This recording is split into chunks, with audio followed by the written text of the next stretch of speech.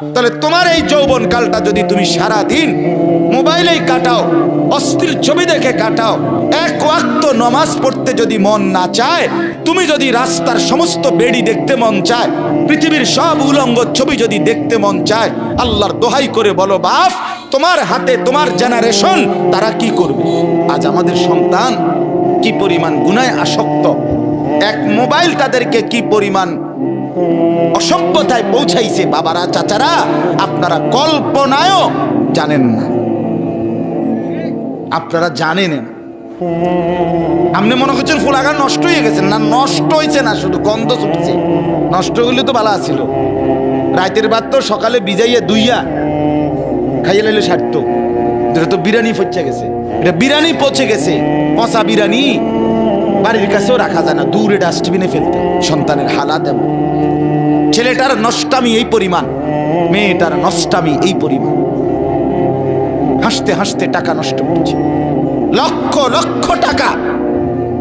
অজস্র মানুষ রাস্তাঘাটে, খোলা রোডে ঘাটে, চায়ের দোকানে, ফুটবল খেলোয়াড় খেলে, ক্রিকেট খেলোয়াড় খেলতেছে, তার চার ছক্কা, তার খেলার জিতা হারা নিয়া কোথায় খেলা, আর এইখানের অসভ্য জানোয়ার এইখানে চায়ের দোকানে রাস্তার আড্ডায় বৈশা বেট ধরে, বাজি ধরে, জুয়া সম্পূর্ণ হারাম। 1000 টাকা, 2000 টাকা, 5000 টাকা। আরে জুয়াখোর, তোর এই টাকা তোর বাপের না, তোর আল্লাহর দেওয়া, আল্লাহর দেওয়া। তুই কার টাকা নষ্ট করলি? এই জুয়া খেলার অনুমতি কে দিল তোকে? চায়ের দোকানে, রাস্তার পাশে চলতে ফিরতে দেদারসে ছেলে পেলে, মাঝ বয়সী লোক জুয়া খেলতেছে। এটা ছক্কা মানে 1000, এটা আপনার জিতবো এই ম্যাচ 2000। আশ্চর্য কথা, খেলে কারা? টাকা খরচ করে কি? আরে পাগল কি এরকম পাগল হয়নি মানুষ? একটা টাকা যেই কামাই করুক, আরে ভাইয়া তুমি কামাই করো আর তোমার বাপে কামাই করো, বিদেশে হোক আর লন্ডনে হোক, কেউ সিরা সাবাইয়া কামাই করে না। প্রত্যেকটা টাকার মধ্যে, উপার্জনের মধ্যে কারো না কারো মাথার ঘাম, কপালের ঘাম, কষ্ট আর মেহনত জড়িয়ে আছে। টাকাটা কি এমনি চলে আসছে? এটা তো তুমি যে 2 আঙ্গুলে টিপবা অনলাইনে, টাকাগুলো শেষ করে দিলা। মোবাইলটা টিপবা, তুমি যে অনলাইনে জুয়া খেলে টাকাটা শেষ করে দিলা। এইভাবে তো রাজার ভান্ডারও ফুরায় যাবে, এভাবে তো 7 রাজার ধনও শেষ হয়ে যাবে। আমি অনুরোধ করছি বাপ, আমাদের সমাজগুলোতে খুব বেশি আমার পরিচিত জন, মানে অর্থাৎ এই পরিমাণ আশ্চর্য যে নিজের কষ্টের অর্জিত টাকা এইভাবে জুয়া খেলে, খেলোয়াড়দের পিছন দেখে দেখে, খেলোয়াড় খবরও নাই, হেতে হেতের খেলা খেলে, আর আমার সন্তান, আমার বাবারা, আমার ভাইরা এখানে বৈশা জুয়া খেললা টাকাটা শেষ করতেছে। আল্লাহ তাআলা আমাদের প্রত্যেককে রহম করেন।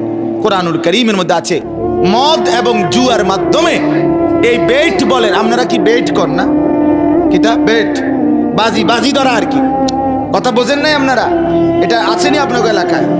হ্যাঁ, এই ডাকাতরে বলবেন তুই ডাকাত, তুই জুয়ারি, তুই নিকৃষ্ট পাপী বেটা, তুই নিকৃষ্ট পাপী, তুই এই সমাজ নষ্ট করে দিলি, তুই আগামী প্রজন্ম শেষ করে দিলি বেটা। জুয়াখোর, তার পরিণতি এই বেট বলেন, বাজি বলেন, জুয়া বলেন, জুয়ারি শেষ পর্যন্ত নিজের বউ, নিজের মেয়ে, নিজের ছেলে, নিজের আপনজনের ইজ্জত বিক্রি করতেও লজ্জাবোধ করে না। এত নিকৃষ্ট হয়ে যায় মানুষ। শেষ পর্যন্ত বউ বেচ চালায়, শেষ পর্যন্ত সন্তান বেচ চালায়। নিকৃষ্ট পরিণতি। কোরআনুল কারীমে আছে, শয়তান তোমাদেরকে, আল্লাহ বলছে মদ এবং জুয়ার মাধ্যমে শয়তান তোমাদের পরস্পরের মধ্যে আদাওয়াত, শত্রুতা তৈরি করে, তোমাদেরকে আল্লাহর স্মরণ ভুলায়া দেয়, তোমাদেরকে নামাজ ভুলায়া দেয়। ইউকিউল আদাওয়া, আদাওয়াত তৈরি করে। আমি এই জন্য অনুরোধ করলাম, কেউ যদি সন্তানের, মানুষের দিকে যদি নজর না দেন, আপনার ছেলে, আপনার মেয়ে, আপনার স্ত্রী, আপনার বাবা, আপনার ভাই, আমরা জলজ্জান্ত মানুষ, হিসাব হবে আমাদের, বিচার হবে আমাদের, হাসরের মাঠ আমাদের জন্য, আল্লাহর সমস্ত ফয়সালা আমাদের জন্য। কবর, হাসর, মিজান, ফুলসিরাত এগুলো মানুষের জন্য না গরু ছাগলের জন্য? তাহলে আমরা মানুষ যদি সংশোধন একজন আরেকজনের জন্য না করি, একজন বাবা যদি তার স্ত্রী ছেলে মেয়ের নামাজ রোজা আখিরাত পরকালের ফিকির না করে, সোফা বানাইয়া কি লাভ, খাট বানাইয়া কি লাভ? আপনার বানানো 50,000 টাকার সোফাতে বসে আপনার স্ত্রী ছেলে মেয়ে সারাদিন সারা রাত 2টা পর্যন্ত আমনের ঘরে রঙিন টেলিভিশনে নর্তকীর নাচ, উলঙ্গ ছবি, জিনা, ব্যভিচার, হিন্দি সিরিয়াল দেখে, এটার মধ্যে আপনার এই সোফা আপনার ব্যবহৃত ঘরের সামান, অথচ আপনার বিবি বাচ্চা নাফরমানি করছে।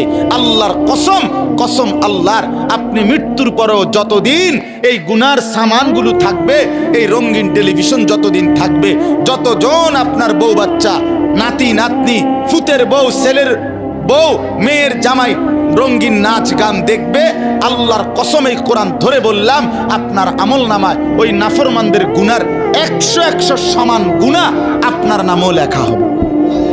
অর্ধেক অর্ধেক না, সমান সমান, অর্ধেক অর্ধেক, কদ্দুর কদ্দুর, সমান সমান। কানা আলাইহি মিনাল ইসম মিসলু আসাম মান তাবিআহু, মিসলু মানে সমান, অর্ধেক না, 20% না, 100%। নেক কাজও যেটা রেখে গেছেন, মসজিদে দিয়ে গেছেন, মাদ্রাসায় দিয়ে গেছেন, এখানে যত বাচ্চা আল্লাহর কোরআন পড়বে, আপনার মৃত্যুর পরে আমল নামা এদের নেকির সমান আপনার নামও আসবে, কোনো সন্দেহ। অর্ধেক অর্ধেক, 50-50 না, সমান সমান। আল্লাহ আমাদেরকে বুঝ দান করে। এজন্য আমার বাপ, আমার ভাই, আমার বন্ধু, আমরা পরিবর্তন চাই, বদলাইতে চাই, জিন্দেগি সুন্দর করেন, জীবনের কদর করেন। আমার যুবক ভাই, তোমরা আমাদের আগামী দিনের সম্পদ, নষ্ট হইও না বাপ। ইসলামের জন্য লড়বে কে বাপ? মুরব্বীরা তো চলে যাবে বাপ। 18 বছরের ছেলে, 20 বছরের ছেলে, 22 বছরের তাগড়া জওয়ান, তুমি নষ্ট হয়ে গেলে, তুমি চরিত্রহীন হয়ে গেলে, তুমি যদি সারাক্ষণ নারী ছাড়া, ছবি ছাড়া, মদ, জুয়া, অশ্লীলতা, তুমি যদি মোবাইলের আসক্তি ছাড়া চলতে না পারো, আগামী দিনে ইসলামের জন্য তুমি করবা কেমনি, লড়বে কেমন? আগামী প্রজন্ম তোমার হাতে নিরাপদ দিন পাবে কেমন? বেঁচে থাকার নিরাপত্তা মিলবে না। বেঁচে থাকার 53 বছর বাংলাদেশের বয়স, 53 বছরের সমাজে বেনামাজির সংখ্যা যদি এত বেশি হয়, 53 বছরের ভিতরে মোবাইলে আসক্ত যুবকের সংখ্যা যদি এত বেশি হয়, 53 বছরের ভিতরে বেপর্দা নারীর পরিমাণ যদি এত বেশি হয়, এত মসজিদ মাদ্রাসা চারদিকে থাকার পরেও যদি এই মসজিদ মাদ্রাসা ষড়যন্ত্রের কারণে কমে যায়, আগামী 20 বছর পরে, 30 বছর পরে, আগামী 30 বছর পরে ছেলেরা আমার, তুমি আজকে যে ছেলেটার বয়স 16, আগামী 20 বছর পরে তোমার বয়স হবে 36। আজকে যে ছেলেটার বয়স 20, আগামী 20 বছর পরে তোমার হবে 40। আমার এখন 42 বছর, ধরে নাও আমার 4টা সন্তান আছে, 2টা মেয়ে আছে, 2টা ছেলে আছে। তাহলে আগামী 42 বছর যার বয়স আসবে, 20 বছর পরে, 25 বছর পরে, হতে পারে আল্লাহ চাহে তো আল্লাহর দয়ায় তুমি হায়াত পাইলে তুমিও 2টা বাচ্চার মা, বাবা হবা, 3টা সন্তানের বাপ হইবা। তাহলে তোমার এই যৌবন কালটা যদি তুমি সারা দিন মোবাইলেই কাটাও, অশ্লীল ছবি দেখে কাটাও, এক ওয়াক্ত নামাজ পড়তে যদি মন না চায়, তুমি যদি রাস্তার সমস্ত বেড়ি দেখতে মন চায়, পৃথিবীর সব উলঙ্গ ছবি যদি দেখতে মন চায়, আল্লাহর দোহাই করে বলো বাপ, তোমার হাতে তোমার জেনারেশন তারা কি করবে? বলো ভাই, আল্লাহ দিলে তোমার যখন একটা ছেলে হবে 12 বছরের, 14 বছরের, সে কি করবে? কি মনে হয়? সে জুনায়েদ বাগদাদি হবে, সে বাইজিদ বুস্তামি হবে? দোস্ত আমার, নষ্ট না হই, নিজেকে নষ্ট না করি। কিয়ামত নিশ্চিত, আখিরাত নিশ্চিত, নিশ্চিত কিনা? কমপক্ষে বিবেকটা যেন এরকম হয়, ভেতরের দিলটা, ভেতরের আত্মাটা যেন এতটুকু পরিমাণ হয় যে গুনাহ করিলে মনটার মধ্যে অস্থিরতা লাগে, নেক কাজ করিলে ভালো লাগে। এদূর যদি কোনো অন্তরের অবস্থা ভিতরের থাকে, আল্লাহ রসুল বলছে এখনো সে মুমিন। কিন্তু যেদিন গুনার পর গুনাহ, মিথ্যার পর মিথ্যা, চুরির পর চুরি, মদের পর মদ, জুয়ার পর জুয়া, জিনার পর জিনা, বেবিচারের পর বেবিচার, বেপর্দার পর বেপর্দা, মা বোন, যে সেদিন আর কোনো অসুবিধা বোধ হচ্ছে না, চেহারায়, সুরতে, চলনে, বলনে পাপের কোনো অনুভূতি নাই। আল্লাহর কসম, রাসূলুল্লাহ বলে ধরে নাও ঈমান হারিয়ে গেছে। লা ইয়াজনি জানি হিনা ইয়াজনি ওয়া হুয়া মুমিন। রাসূলুল্লাহ বলে কোন জিনাকার, ব্যভিচারী নারীর সাথে যখন অপকর্ম করে সে ঈমানদার থাকে না। লা ইয়াসরিকু সারিকু হিনা ইয়াসরিকু ওয়া হুয়া মুমিন। কোন চোর যখন চুরি করে রাসূল বলে সে মুমিন থাকে না। লা ইয়াশরাবুল খামরা হিনা ইয়াশরাবু ওয়া হুয়া মুমিন। রাসূল বলে কোন নেশাখোর যখন নেশা করে তখন সে মুমিন থাকে না, মুমিন থাকে না। বাপ আমার, কতদিন সুদ খাইলে অভাব মিটবে? কতদিন হারাম রোজগার করলে অভাব পূরণ হবে? পূরণ হবে না। অতএব আখিরাত নিশ্চিত, কিয়ামত নিশ্চিত, মৃত্যু নিশ্চিত। চোখের সামনে প্রতিদিন কত মানুষের চলে যাওয়া, এরপরও যদি আল্লাহকে না চিনি কখন চিনব? আল্লাহ আমাদেরকে বুঝ দান করেন, আল্লাহ আমাদেরকে কবুল করেন। অনেক ছেলে মাশাআল্লাহ এখানে ওখানে দেখেন আপনারা, চাচারা আপনারা তাকায় দেখেন আপনাদের সন্তানেরা, এরা রংপুরের ছেলে না, এরা আমার কুমিল্লার না, এরা চিটাগাংয়ের না, এরা আপনাদের ছেলে, আপনাদের মহল্লার। আপনারা একটা নজর একজন মুরব্বী তারাইয়া দেখেন, আপনাদের এই ছেলেদের দিকে তাকাইলে দেখবেন কমপক্ষে 90% নামাজ পড়ে না। আপনি দেখেন, আমারও কোন আমি দাঁড় করাই, তোমাদের চেহারা দেখলে তো বাপ বোঝা যায়। আহা, এজন্য বললাম আমার ছেলেরা, চেহারা দেখলে তো বোঝা যায় বাপ তুমি যে এক ওয়াক্ত নামাজও পড়ো নাই। চেহারাটা কালো, চেহারাটা পাষাণ, চেহারাটা দয়া মায়াহীন, চেহারাটা নির্দয়, চেহারার মধ্যে কোনো রসকস থাকে না। কসম আল্লাহর। হযরত আব্দুল্লাহ ইবনে মাসউদ বলছে প্রত্যেকটা গুনাহ চেহারা কালো করে। সাওয়াদুন ফিল ওয়াজহ, প্রত্যেকটা গুনাহ। একবার নারী দেখছো, একবার কালো হইছে, আবার আরো আরো আরো। প্রত্যেকটা গুনাহ সাওয়াদুন ফিল ওয়াজহ, চেহারা কালো করে। যুলমাতুন ফিল কলব, অন্তরটা অন্ধকার করে। ওয়াহানুন ফিল বাদান, শরীরের শক্তি কমিয়ে দেয়, শক্তি কমিয়ে দেয়, কিচ্ছু ভাল লাগে না। এ মোবাইল টিফোন ছাড়া টানা দিয়া মানে ভাল লাগতেছে না, এরপর মানে এটা ছাড়া অন্যটা পছন্দ না। শরীরের দুর্বলতা, অক্ষমতা, ব্যর্থতা, কাপুরুষতা, যৌবনের ক্ষমতা শেষ, শারীরিক সক্ষমতাও শেষ। প্রয়োজনের মুহূর্তে আর কিছুই থাকে না। নিজের হাতকে অপকর্ম করে নষ্ট করে দিছ, শরীরটাকে শেষ করে দিছ, নিজের লজ্জাস্থানকে নষ্ট করে ফেলছ, হায়াত বরবাদ করে দিছ। বলছি এই দুনিয়াতেও আফসোস মিলবে, আখিরাতেও আফসোস মিলবে। হ্যাঁ, আমি খোলামেলা কইলাম, হিম্মত করে কইলাম, সাহস করে বললাম। এজন্য হযরত আব্দুল্লাহ ইবনে মাসউদ বলেন চেহারা কালো হয় গুনাহ, অন্তর অন্ধকার হয়, শরীর দুর্বল হয়। 4 নাম্বার দায়কুন ফির রিজক, রিজিক সংকীর্ণ হয়, রিজিক কমে যায়। 5 নাম্বার বুগদাতুন ফি কুলুবিল খালক, সমস্ত মানুষের অন্তরে ঘৃণা তৈরি করে। কোন মানুষ এই নাফরমানকে পছন্দ করে না। কথা বলেন। দুইজন এক লগে জুয়া খেলে, আপনি এর এক লগে হেরা এক সময় না, আজ 3 বছর এক লগে জুয়া খেলে, আপনি মনে করেন এখান থেকে একজনের আপনি আলগা ডাইকা জিগান তোর দোস্ত কেমন, 1 নম্বর সিটার বলবে না, বলবে সিটারের সর্দার, বাট পার। কি রে কস, তোর লগে চলে একসাথে জুয়া খেলস, তুই কেমনে তারে খারাপ কস? ওমা তো আমি কি হেরে কি আব্দুল কাদের জিলানী কইতাম, এই বলবে এই কথা। এ কি বলবে, আমি কি জুয়ারিরে বুঝিয়ে বালা কইতাম, আমি বালা কম কেমনে? আর মন্দ লোকেও মন্দকে মন্দ বলে, ভালোরাও মন্দ বলে।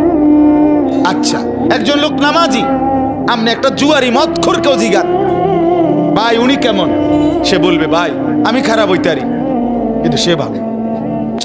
ঠিক কিনা বলেন না কেন? আমি মানুষটা খারাপ কিন্তু ভাই এটা সত্য যে আমরা নামাজ। ভালোকে মন্দও ভালো বলে, ভালোও ভালো। এজন্য বন্ধু, চেহারা কালো হয়ে গেছে, দেখো তুমি, দেখো দেখো দোস্ত, কোনোভাবেই তোমার মধ্যে স্বস্তি নাই। চুল কেমনে রাখলে তোমার থেকে তৃপ্তি, তুমি আজও সিদ্ধান্ত নিতে পারলা না। তোমার এটা ব্যর্থতা না? কোন প্যান্টের কোন মডেলটার উপরে তোমার তৃপ্তি হয়? আজকে এতদিন হয়েছে তুমি এটা স্থির হইতে পারলা না। অস্থিরতা, এটা তো অনেক বড় একটা ত্রুটি।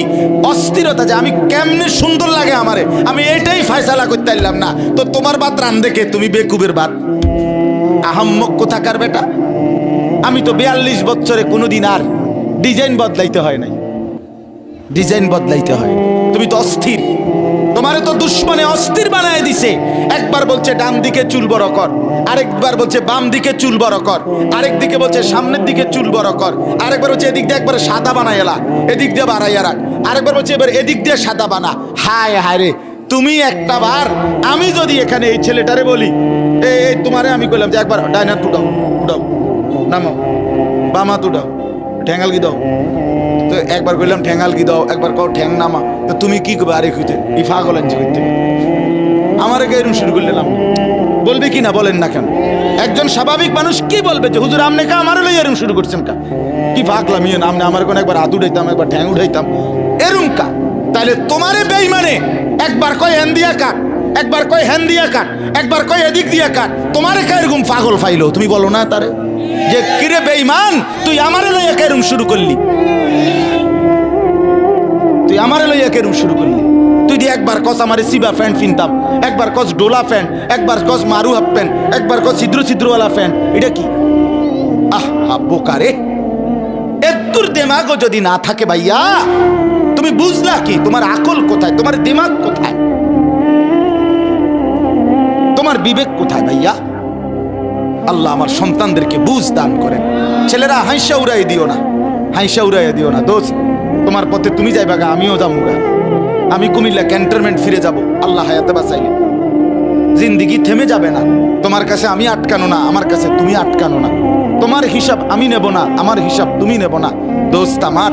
কিন্তু আল্লাহর কাছে আমাদের সবাইকে দাঁড়াইতে হবে, সেখানে বলতে হবে। আমি আখিরাতের কথা বলছি, পরকালের কথা মনে করাচ্ছি।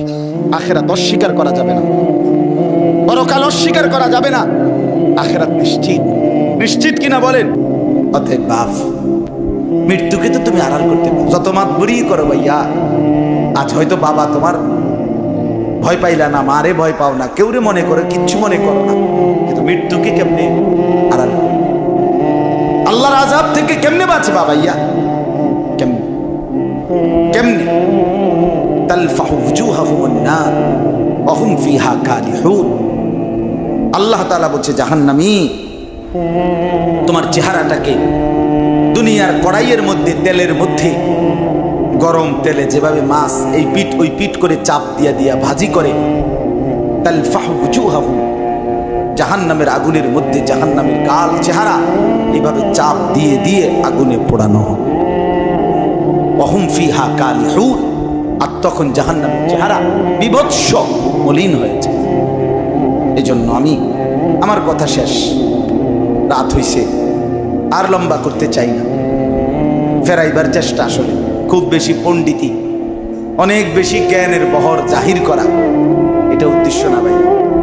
আমরারও কষ্ট হয়, সেই সকালে ঘুম থেকে উঠলে এই শুরু হয় দফাদফি, দৌড়াদৌড়ি, উড়াউড়ি, সারাটা দিন, রাতের 3টা 4টা পর্যন্ত এই এক অস্থিরতার জিন্দিগি নিয়েই দৌড়াই আমি। ফিকির একটাই, আমারও ফিকির একটাই, আল্লাহর বান্দারা যেন ফিরে আসে।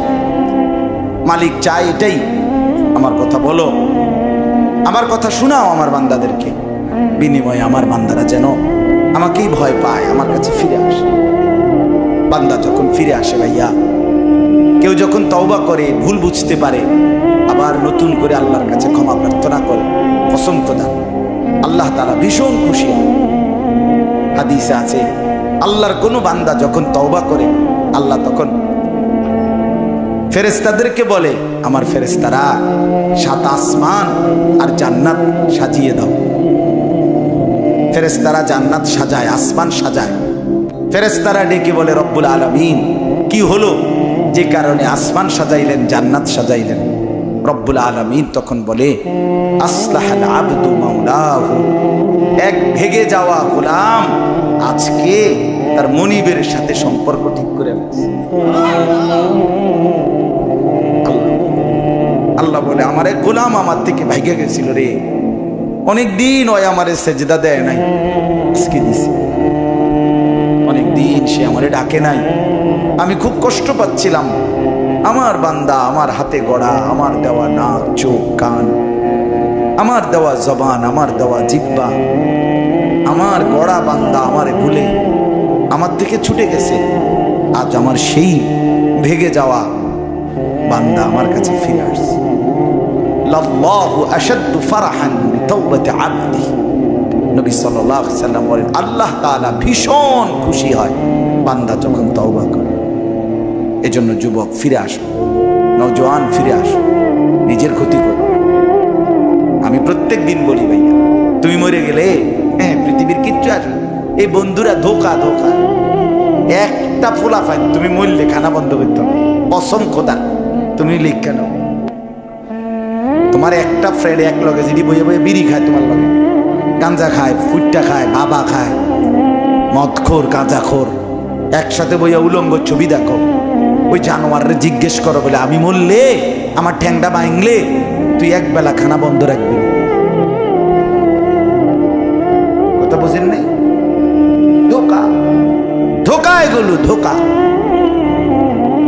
ওরা কেউ থামবে না। আরে আপন বাপ মরলে যে সন্তানরা দিনের বেলা দাফন কাফন করছে, তারা কি সেই সন্তানরা, আপন সন্তানরা রাতের বেলা ভাত খায় না? কথা বলেন না কেন? পাশের ঘর থেকে খানা রান্দাইয়ে আরো বেশি খায়, আরো একটু গোস্ত লাও, যেই কান্দাটা তুমি কাঁদছো আজকা কি ভাইয়া? তাইলে আপন বাপ, তারপরেও তো সন্তান খানা তোমার লেগে কাঁদবে কি? এর জন্য পৃথিবী আমাদের কারো জন্য থামবে না ভাইয়া, থামবে না। সামনের গাড়ি অ্যাক্সিডেন্ট করে, পেছনের গাড়ি অপেক্ষা করে না, পাশ কাইটা কাইটা চলে যায়। জ্যাম বাইজা গেলে আরো চিৎকার শুরু করে, আরে লোক মরে গেছে, আরে মরলে মরুক বেটা, রাস্তা ক্লিয়ার করতে কম। ঠিক কিনা বলেন না কেন? ধরে বেটা বেটা কেডা মরছে না মরছে বেটা, এর লেগে বুঝি মানুষের রাস্তা আটকায় রে, মানে এই যুক্তি দেখা। তাহলে কেডা মরছে না মরছে মানে তোর মতো এক মানুষ মরছে। ঠিক কিনা বলেন না? তোর মতো এক সুস্থ সবল মানুষ মরছে বেটা, যে একটু আগে হাত নাড়তো পা নাড়তো, সেই মানুষটা এখন রক্তে ভাসতেছে বেটা। পাত্তাও নাই, কিসের সময় কার হাতে সময়? সবাই মেশিনের মতো যন্ত্রের মতো দৌড়াইতেছে। রাস্তায় দেখেন না সিএনজি অটো কি করে সবাই, কারো হাতে সময় নেই। ঠিক কিনা বলেন? কে কাকে ঠেলিলা যাবে, কারো হাতে সময়, কে কার জন্য থাম। এই জন্য তুমি নষ্ট হয়ে গেলে বন্ধু, কেউ তোমারে ফিরাবার নাই। তোমার জন্য ভাববে কেউ, ডাকবে কেউ, কাঁদবে কেউ নাই। আরে আপন মা বাপের তো খবর নাই এখন। আপন বাপ সাইয়া রইছে, দেখে তার ফুতে আজকে 6 বছর 9 বছর এক ওয়াক্ত নামাজ পড়ে না, এবারটা বইয়ে বইয়ে বিড়ি খায়, বন খায়, চা দিয়া ভিজাইয়া খায়। এবারটা মাইছো না সাইকেল নামাজ পড়লে পড়ছে, না পড়লে রাতের ব্যাপার। বাবুরে টিহা দোনা দিছে, টাকা দিলে খালাস।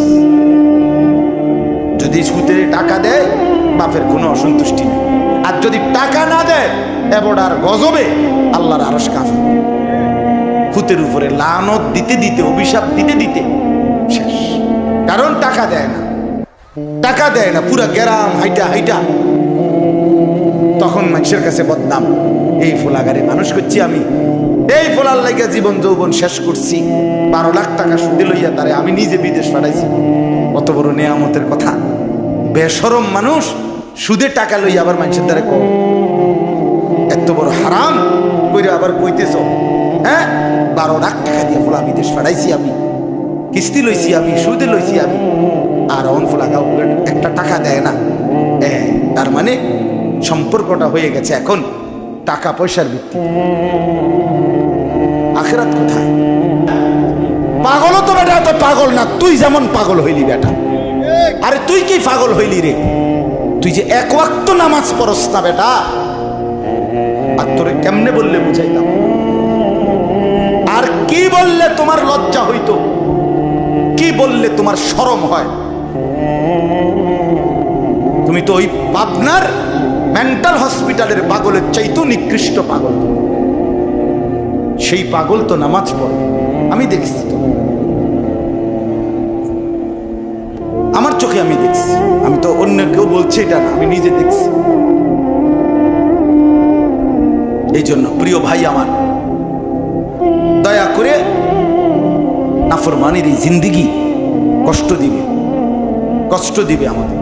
দুনিয়ার এই মুসিবত, প্রতিনিয়ত মুসিবত আমাদেরকে ছাড়ে না। কখনো বৃষ্টি শুরু হইলে শুধু বৃষ্টি হয়, কখনো বন্যা, কখনো এবার সিলেটে আপনার একটি নির্দিষ্ট এলাকাতে এই পরিমাণ শিলাবৃষ্টি হয়েছে, একবার এত বড় বড় পাথরের গোলার মতো। আমার পরিচিত মানুষের একেবারে টিনের ঘর একেবারে জুজরা হয়ে গেছে, জুরা হয়ে গেছে। তাইলে আমি বললাম, কখনো বন্যা, কখনো ঘূর্ণিঝড়, কখনো জলোচ্ছ্বাস, কখনো প্রচন্ড গরম, কখনো অতিবৃষ্টি, কখনো করোনা, কখনো মহামারী, এই যে বহুমুখী আযাব, মুসিবত, পেরেশানি আমাদের মধ্যে আসে, আমাদের জনজীবনের স্বস্তি শান্তি উঠে যায়। আমরা যে পেরেশানিতে থাকি ভাইয়া বাপ, এটা আমাদের গুনার কারণ। কি কারণে বলেন না? গুনাহের। বড় বড় জাতিসংঘে, তারপরে বড় বড় দেশের ওয়ালারা বিভিন্ন গবেষণা করে, আবহাওয়ার এই হয়েছে, সেই হয়েছে, জলবায়ুর এই হয়েছে, সেই হয়েছে, এই সব এমনি এই পণ্ডিতি কথাই কইতেছে, এই হয়েছে, সেই হয়েছে, এমন করলে ভালো হইব, হেমন করলে ভালো হইব। আপনার বাংলাদেশে কোন জেলার মধ্যে আপনার স্প্রে করছে ঠান্ডা লাগার জন্য, কি জানি স্প্রে করছে বলে, আচ্ছা বুঝি এই স্প্রে করলে ঠান্ডা লাগবে, এটা তামসা করছে, কিছু এটা কামখেয়ালি কথা। এটা সারা বাংলাদেশে আপনি ঠান্ডা পানি স্প্রে করে কতক্ষণ স্প্রে করবেন বলেন? এটা কতক্ষণ সম্ভব? আল্লাহ তাআলা যদি এই গরম না কমায়, আমাদের কোনো মাখলুকের পক্ষে সম্ভব ভাইয়া? আসলে সম্ভব না। এই জন্য আমি বললাম, আমার প্রথম কথা এটা, আমাদের এই কষ্ট কিন্তু সবাই পায়। আমাদের গুনাহ, আমার গুনাহের কারণে বনি আদম কষ্ট পায়, আল্লাহর সৃষ্টি বাকি জীব জন্তু প্রাণী কষ্ট পায়। আর যতজন কষ্ট পায় ততজন কিন্তু অভিশাপ দেয়, অভিশাপ দেয়, লানত দেয়, আল্লাহর গজব দেয়। এত মানুষের অভিশাপ, এত সৃষ্টির অভিশাপ, আল্লাহর এত মাখলুকের অভিশাপ নিয়ে যুবক তোমার জীবন ভালো হবে না। তুমি কষ্ট পাইবা, সুখ পাইবা না। তুমি নারীর ছবি দেখা ছেড়ে দাও, অশ্লীল দৃশ্য দেখা বন্ধ করো। একটা নারী দরকার, অপেক্ষা করো। হালাল স্ত্রী আল্লাহ বলছেন আমি সৃষ্টি করেছি, আমি মিলায়ে দেব। এই পৃথিবীতে তুমি আমি আসছি পৃথিবীতে মায়ের পেট থেকে, তার মানে হালাল স্বামী স্ত্রীর এই বন্ধন যদি পৃথিবীতে আল্লাহ চালু না রাখতেন তো তুমিও আসতা না, আমিও আইতাম না। কথা বলেন না কেন? তাহলে এটা তো হচ্ছেই, স্বামী স্ত্রীর এই পবিত্র বন্ধন, এটা তো আল্লাহ তৈরি করছেই। এটা তো প্রতিনিয়ত, প্রতিদিন আল্লাহর জমিনে নতুন নতুন নারী পুরুষ বিবাহ বন্ধনে আবদ্ধ হচ্ছে না? তুমিও তো সেই সিরিয়ালে আসো। তুমি এমন পাগল হয়ে গেলে কেন? তুমি এমন কুত্তা হয়ে গেলে কেন যে যা দেখো সব দেখতে মন চায়? হিন্দি সিনেমার নর্তকীও দেখো, বাংলা সিনেমার নর্তকীও দেখো, টিকটকের নর্তকীও দেখো, রাস্তার বেহায়া বেপর্দা মেয়েকেও দেখো। এত নারী দেখে, এত অশ্লীল দৃশ্য দেখে তুমি একা পুরুষ, একা যুবক নিজেকে সামলাইবা কেমনে? এক সময় চরিত্র শেষ হয়, শরীরের শক্তি শেষ হয়, যৌবনের ক্ষমতা শেষ হয়, আখেরাতটাও বরবাদ হয়, আর শরীরটাও নষ্ট হইয়া হারবালেও আর ধরে না। তখন আর হারবালেও শুধু কাম। হ্যাঁ আমরা জানি, আমরা জানেন করতে, আমরা জানি, তোমার তো ভালো জানি। কারণ আমাদের সাথে অসংখ্য যুবক মহব্বত করে দোয়ার জন্য, বিভিন্ন পেরেশানির জন্য তাদের অবস্থা জানায়, বলে, কাগজে লিখে বলে, কেউ মুখে বলে, মোবাইলে বলে, দোয়া চায়। এক এক ছেলে পেলের হালাত শুনি তো আমরা, শরীরের কি অবস্থা, যৌবনের কি অবস্থা, জিন্দিগিটা নষ্ট করে কি করছে